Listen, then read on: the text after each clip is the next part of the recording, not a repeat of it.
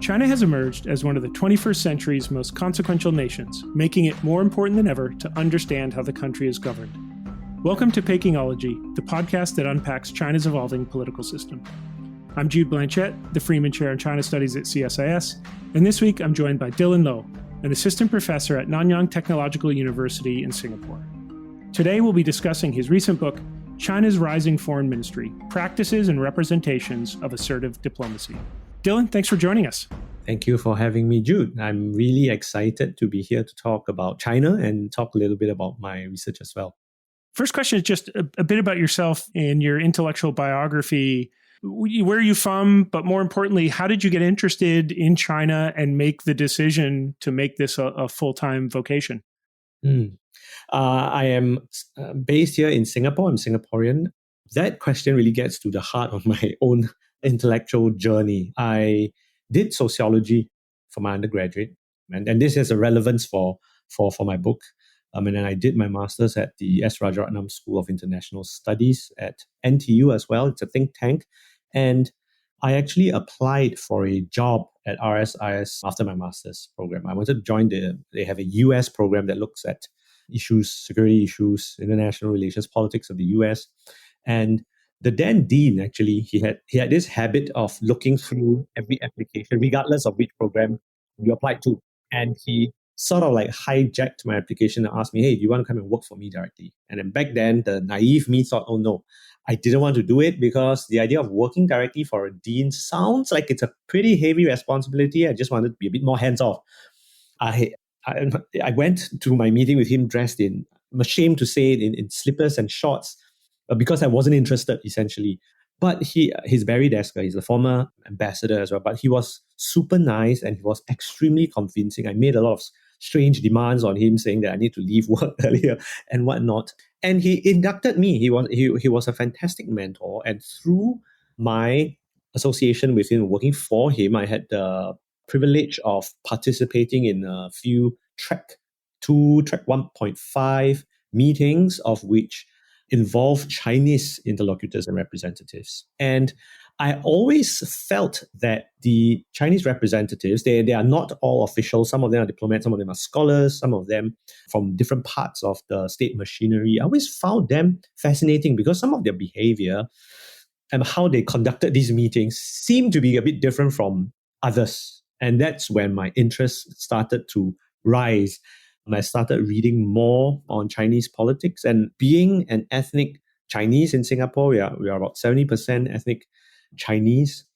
There is that sort of cultural affinity with China as well, a lot of cultural influence. And that was that extra bit of stuff that got me really interested. And I decided to study China in a more serious and professional way. An opportunity came up at NTU. It was very generous, a scholarship offered by the university together with the Ministry of Education. And I took my chance, and here we are.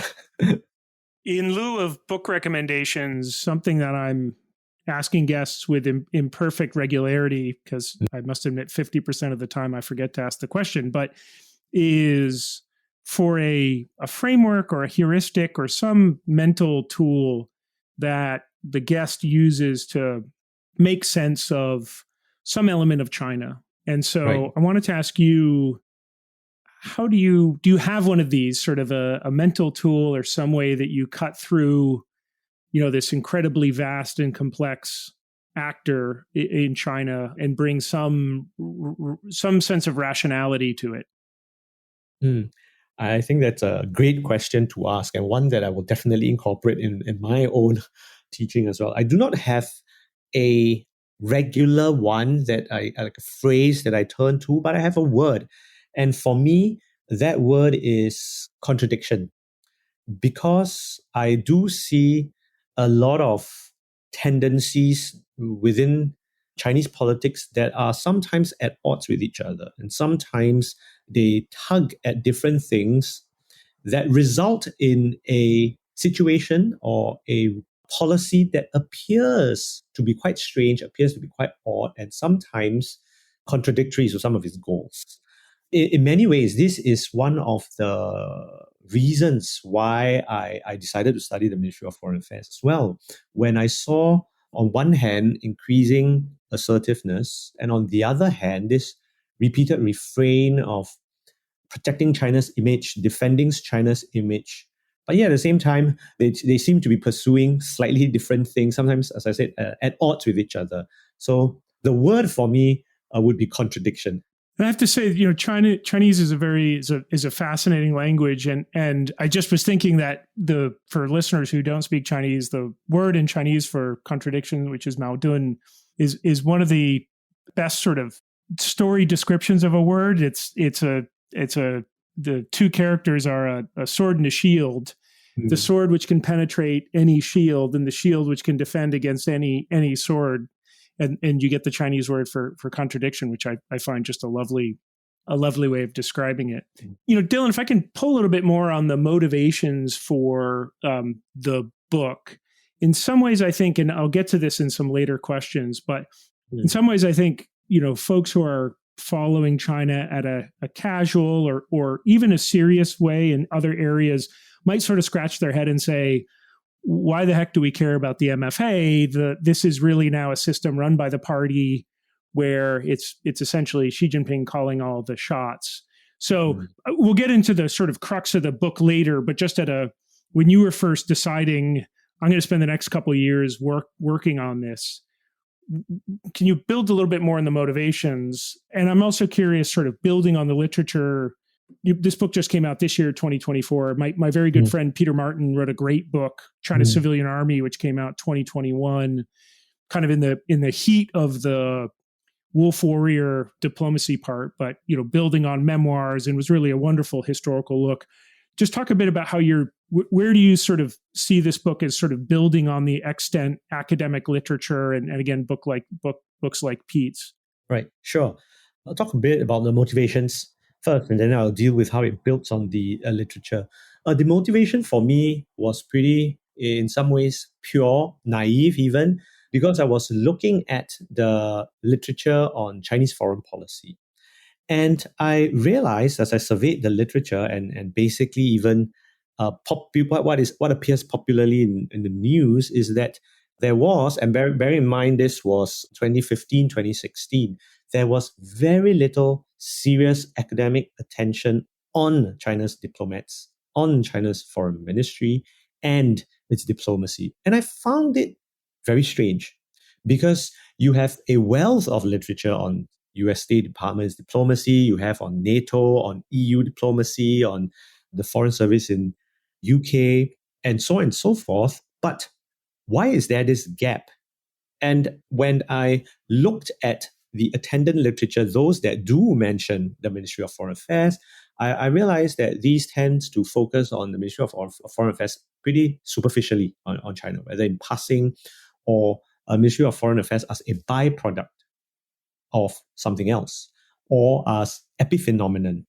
And in that way, I thought that, okay, there's something there, something is lacking. Why are there no contemporary studies of Chinese Ministry of Foreign Affairs? And I get it back then even that, okay, it's difficult to get access. It's not like perhaps a more open liberal society where you are and you can have more opportunities to speak with diplomats, say that you're a student and you're doing this research and you want to speak with them. But for the Chinese, it's not so straightforward. So to me, it was a risk because I was thinking, okay, either I do have something to work on or I spend a few years and realize that actually I will not be able to get the data.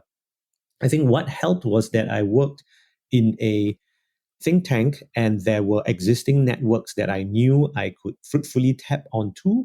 So I was aware that even though I knew that it was a risk, it was a calculated risk, I still had people I could talk to, doors that would open for me in Beijing as well if I went there. And I did go there and spoke to people.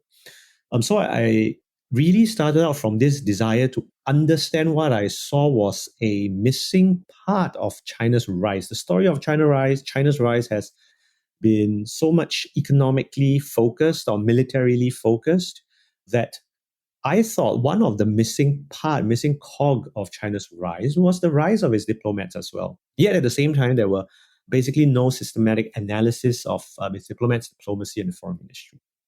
As I continued doing my work, doing my research, I was in Beijing and other parts of China, in Shanghai, Shenyang of 2016, 2017, 2018. A lot more work emerged, some historical, some more contemporary, including Peter Martin's book that you mentioned. So what I found from the landscape was several things that I wasn't exactly satisfied with in terms of explaining China's more assertive behavior. This largely relied on proclamations or activities by its military, imputing Chinese activities or Chinese assertiveness through, for example, what it does in South China Sea, or through other state institutions. And MFA rarely figures in this whole discourse of Chinese assertiveness.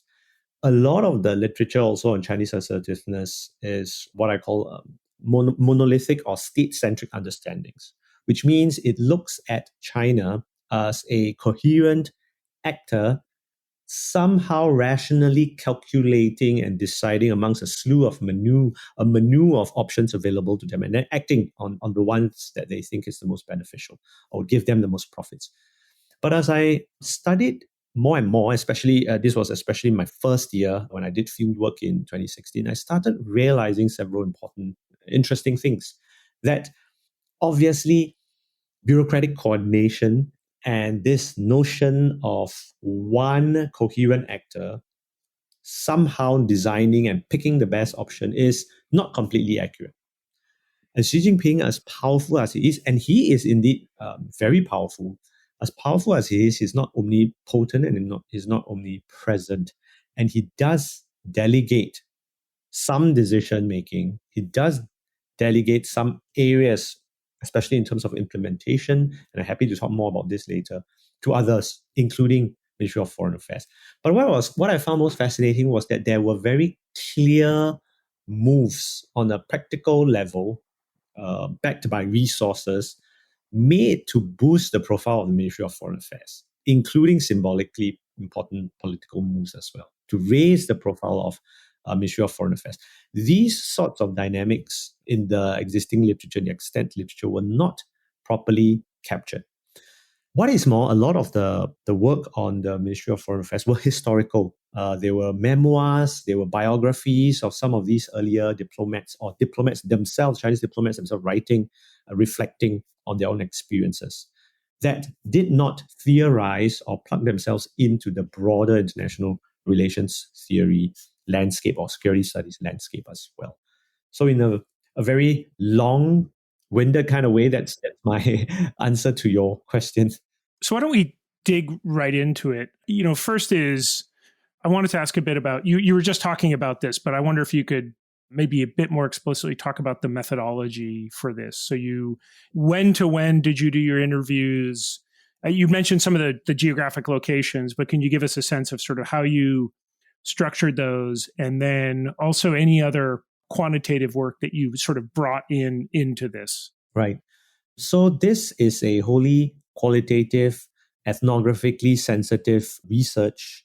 I rely on practice theory. It's a theoretical, it's a social theory inspired by Pierre Bourdieu. His idea is really very simple. To understand any sort of social phenomena, you go and study the sayings and doings of the actors themselves. Seems like a very simple clarion call to action, but it's obviously very difficult to materialize and study, especially when you are studying an authoritarian or a closed system like China. So I rely a lot on interviews. I rely a lot on document analysis. So in 2016, 2017, 2018, I was in Beijing, I was in Shenyang, I was in Shanghai. I interviewed Chinese diplomats, I interviewed party members, I interviewed people from the media. But more significant, there was I interviewed non-Chinese diplomats in Beijing. First of all, of course, I couldn't get access to that many Chinese diplomats. A few of them were willing to speak to me, but a lot more were not willing to speak to me. So one way I found that was good for triangulating data as well and for painting a more quote-unquote objective account of the Chinese diplomatic practices was to draw upon a diplomatic community in Beijing that had very close intimate working relationships or experiences with these Chinese diplomats, and through them get to reconstruct some of the working practices, some of the protocols, some of the standards, culture of diplomats and diplomacy for China. During COVID, I actually did a couple of extra rounds of virtual interviews with some former diplomats, former Chinese diplomats, and also people who were affiliated with the Ministry of Foreign Affairs. In those years that I was in China, I attended the press conference as well. They run the press conference daily, so I had the chance to go to the press conference that they held in what they call the Blue Hall, and also pose some questions to their spokesperson. This was great for participant observation as well. I do also draw upon some of my, I mentioned earlier, working in Track 1 and Track 1.5 circles when I was a research analyst as well, and where there were Chinese interlocutors present. I do document, you will see this, if you have a chance to get a copy, you see this in the appendix. I do document the number of cooperative and assertive behavior from China from 2009 up until 2020 each year. And I classify assertive behavior and cooperative behavior in a particular way. Being cooperative means instilling, promoting confidence. Assertive includes coercive, threatening, compellence, trying to extract some stuff from other countries. And I document those as well. But my approach is necessarily open, particularly in the first year in 2016 when I did my research. Necessarily so, because the tradition upon, I mentioned practice theory by Bourdieu, is open, so much so that concepts only serve and methods only serve the question at hand. It's not meant to test a theory or do hypothesis testing, but it should be open and it can evolve. And that is the open approach that I use in my own work here. Building on the sort of one of the introductory questions I asked you about motivations for the book, I wonder if you can talk a bit about where you think a better understanding of the Ministry of Foreign Affairs will improve our overall understanding of the PRC system or Chinese decision-making. I guess asking it another way, how would I have a better understanding of contemporary Chinese behavior through reading this book that would be better than me just thinking, well, the MFA is essentially a conduit of Xi Jinping's foreign policy objectives. So all I really need to do is understand Xi Jinping's objectives, and I'll know where the MFA is going to fall into line. What would be problematic with that latter sort of framing of the problem? Right. That's an excellent question. I think for me, the answer is that there are a lot of popular mischaracterizations of the Ministry of Foreign Affairs. I think there is some misunderstanding of how policy implementation, policy decision gets made in China. Traditionally, the view of the Ministry of Foreign Affairs is one that it is not so influential. It is simply an implementer, and it just follows the directives of the Power Center, Politburo Standing Committee, and increasingly just Xi Jinping. Well, what I try to say in this book is that is not entirely true. We need to turn our attention more carefully to the ministry itself. Now, I'm not saying that they're an alternative power center. I'm not saying that they somehow have amassed political power on its own, such that it represents a faction or it's able to repudiate or challenge some of these foreign policy directives set from the center. But what I'm saying is that, in fact, they do have significant powers in implementing, in coordinating, in advising. And these are literally the three sort of functions that are underlined that speaks to its increased stature and influence at home and abroad. When you have Wang Yi in one of the Liang Hui holding a press conference talking about how the Ministry of Foreign Affairs will oversee Wuhan's economic recovery. Now, that is quite something else. It's not articulated before in the way by past foreign ministers. That speaks to something that is quite significant. And the significance is that Chinese diplomats and Chinese diplomacy are much more empowered than before to act. And sometimes we see the problems with this when diplomats are out competing each other to be more wolf warrior than others. Now, it doesn't do them or doesn't help them accrue good points, brownie points. In fact, it costs them some reputational points that matter.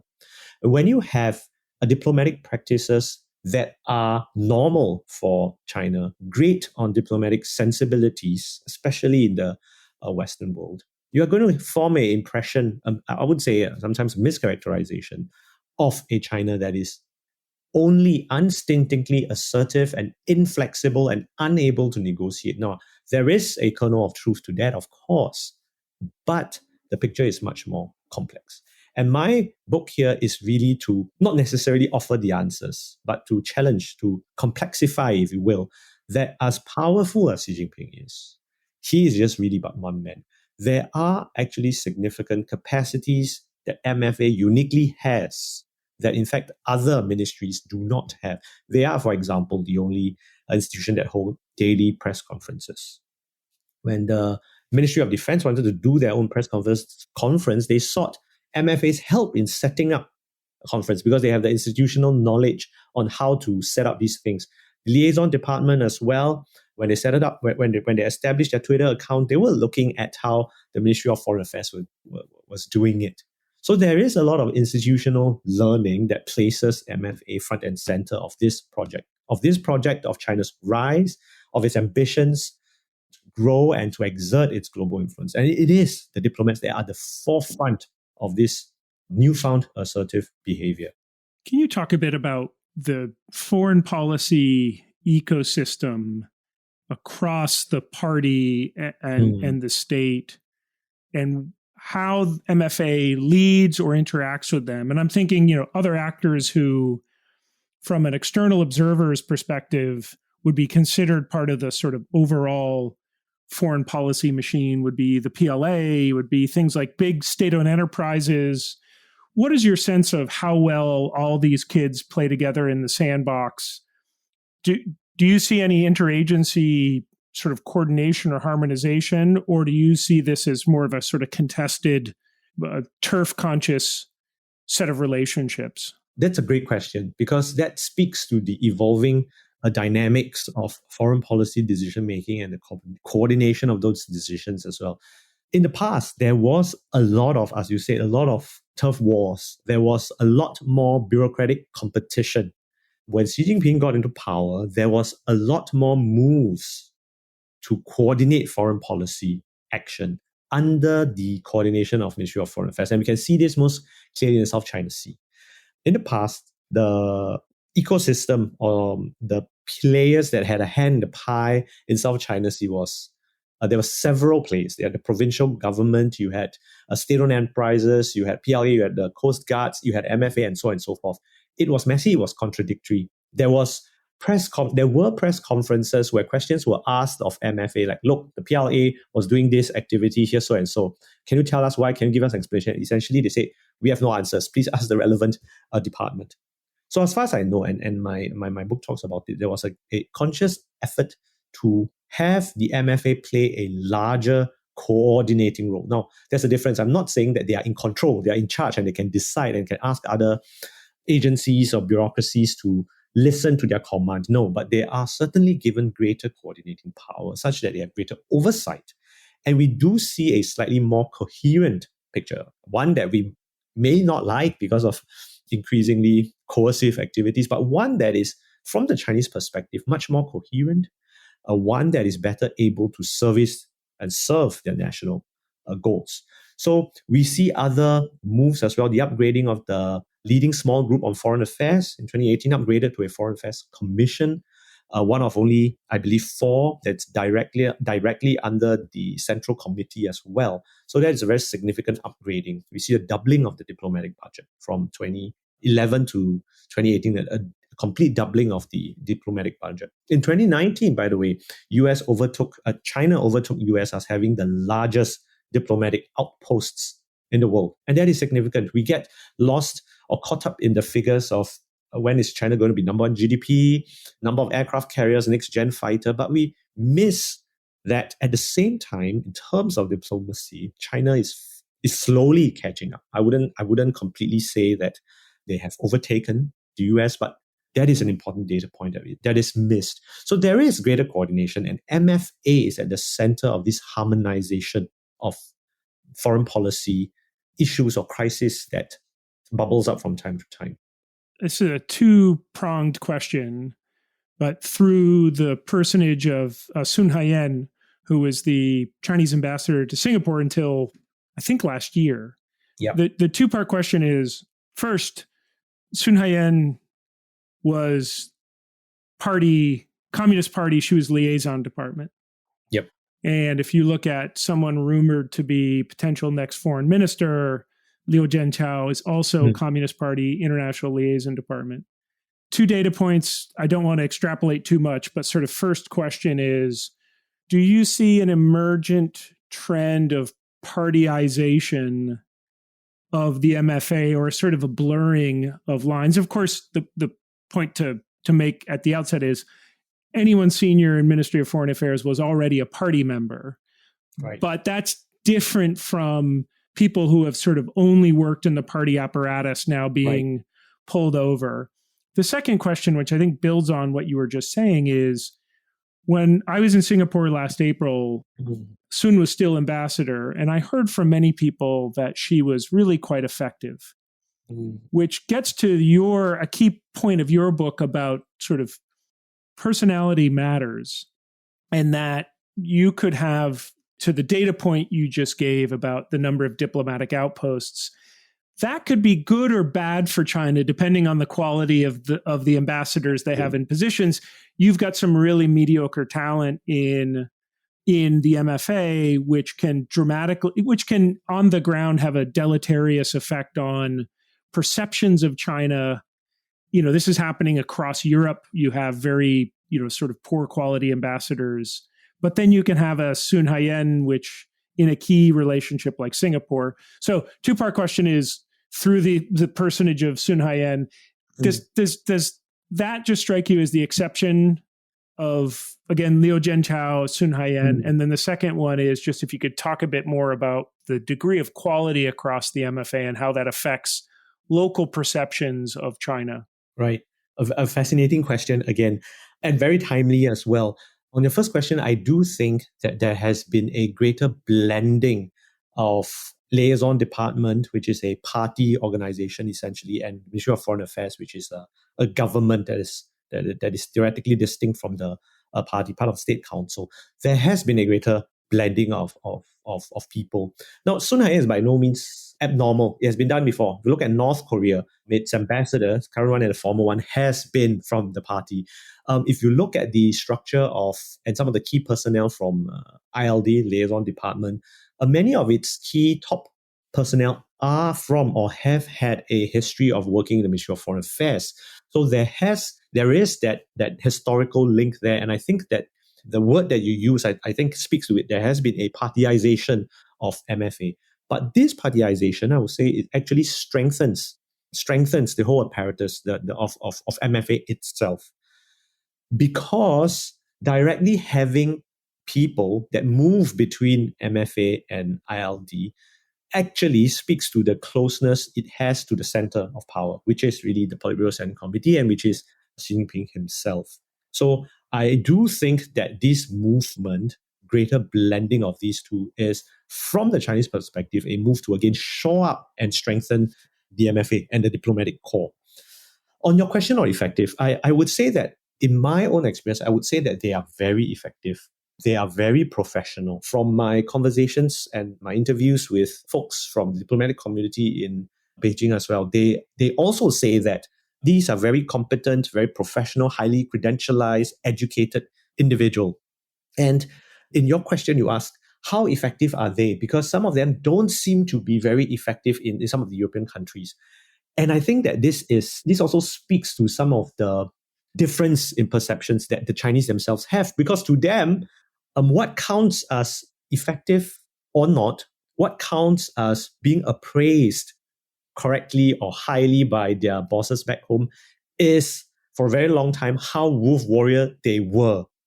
This wolf warrior-like behavior, obviously, mentioned earlier, grates on diplomatic sensitivities and sensibilities as well in large parts of the Western world. And they will think that this is actually not very effective. When you are castigating, criticizing, saying very undiplomatic things about my country's leaders, that's not helpful. But to the Chinese, to citizens back home, they lap it up. They love this. These are the sorts of things that go viral in Xiaohongshu, in Weibo and Weixin. And to them, this, and I talked about contradictions earlier, to them, this actually is what they see as success. Now, of course, as you rightly pointed out, sometimes these undiplomatic behavior or wolf warrior diplomacy or arm twisting or coercive diplomacy surely has deleterious effects. And that is the contradiction I was speaking to earlier as well, because at the same time, they have to be effective operators. They need to participate in negotiations. They need to have great relations, if possible, good relations, if not some sort of relation at the worst with others. But yet at the same time, they are cognizant of the demands back home that does not allow them to appear weak and that rewards the sort of behaviors that we have been seeing for the past few years.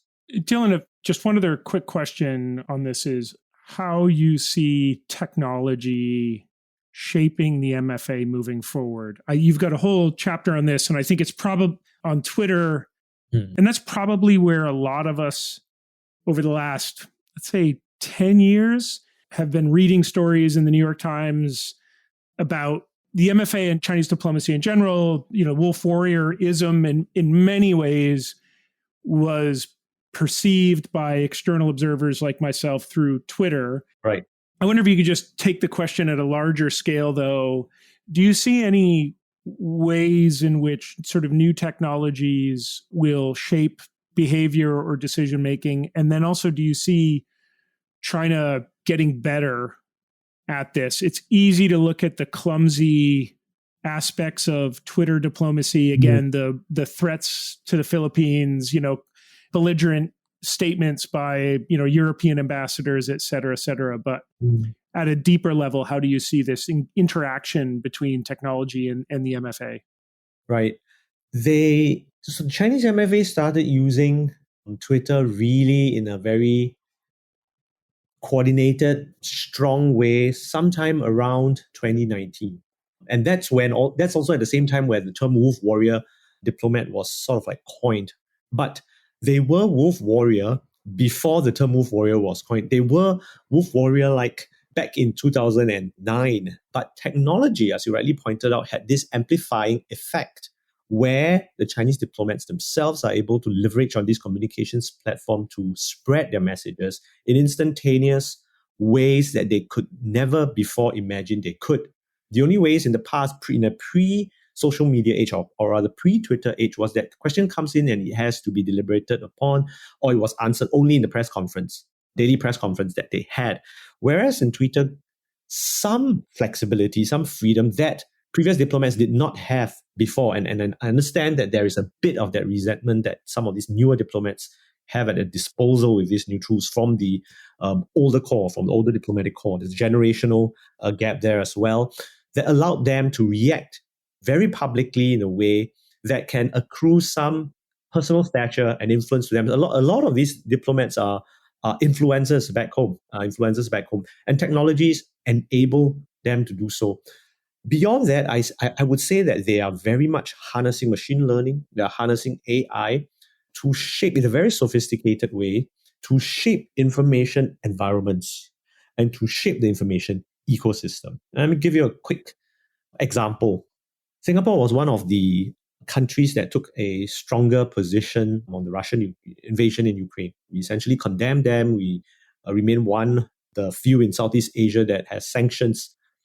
When we released our statement condemning in my view, rightfully so, condemning the Russian invasion in Ukraine, very quickly what we saw was a circulation of Chinese news reports, texts that essentially promote the Russian narrative of whom is the cause of the war? It's NATO. Why are they stirring up or questions of why is the Singapore government taking such a strong position when others are not?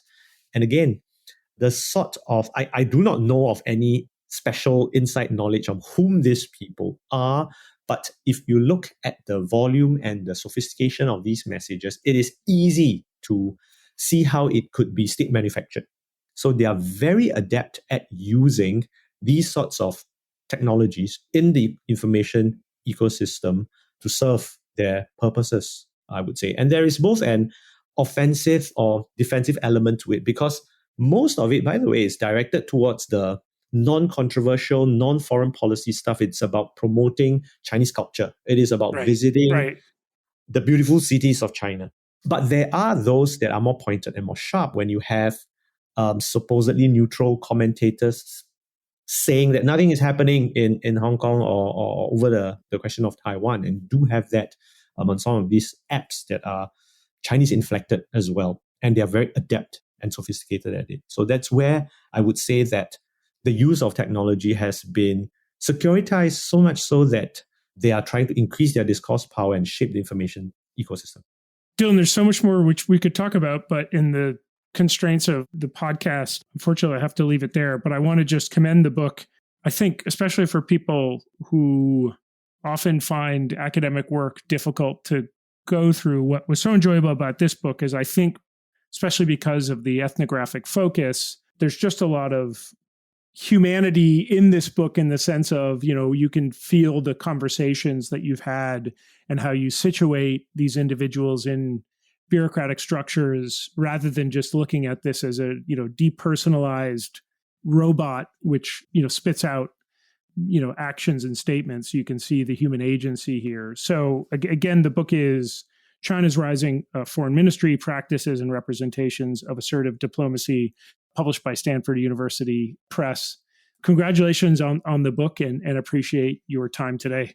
Thank you. Thank you for your very generous and kind words. And once again, Jude, it was a pleasure speaking with you. And thank you for the invitation for the podcast.